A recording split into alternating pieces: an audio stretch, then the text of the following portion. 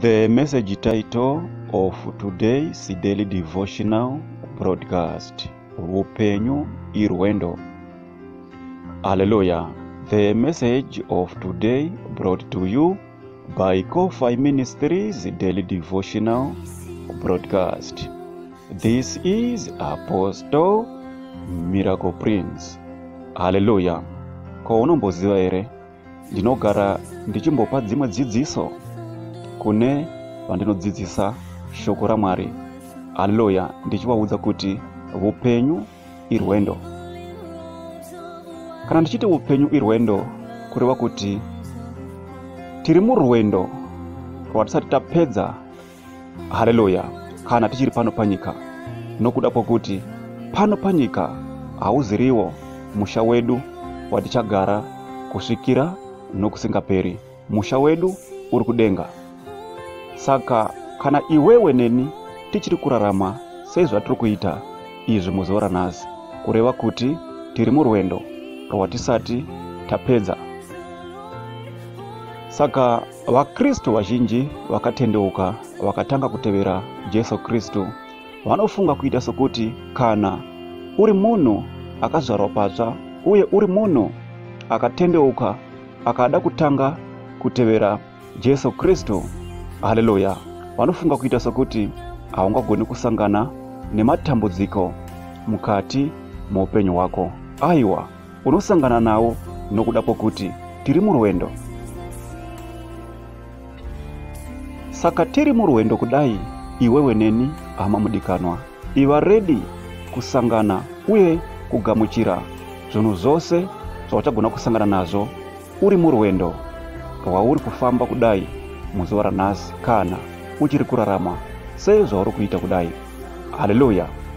Gadzirira kusangana nezvinhu zvose zvichakuwira mukati muupenyu hwako uye uzvigamuchire. Haleluya. Nokuda pokuti uri murwendo.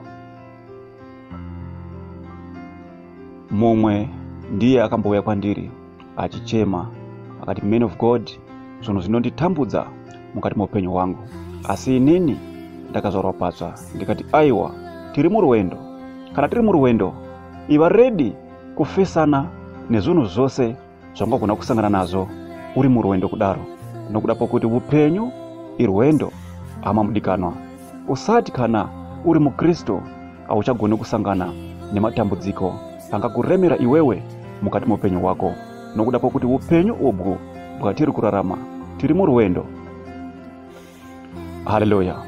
Ndinonakidzwa nemeseji yemuapostora Pauro unoti, ko chiko chingandiparadzanisa inini nerudo rwa Jesu Kristu? Kushayiwa chokudya here? Kurwarirwa here? Kufa here? Ndashayiwa kana chinhu chimwe chete pazvinhu zvose izvo zvandataura chingagona kundiparadzanisa nerudo rwa Jesu Kristu. Haleluya. Kunyange newewe hama mudikanwa, tiri murwendo kudai, ngapashayikwe kana chinhu chimwe chete chingakuparadzanisa nerudo rwa Jesu Kristu. Kurwarirwa here? Kufirwa here? Kutambudzika here? Kushayiwa chokudya here? Kushayiwa chokufuka here? Haleluya.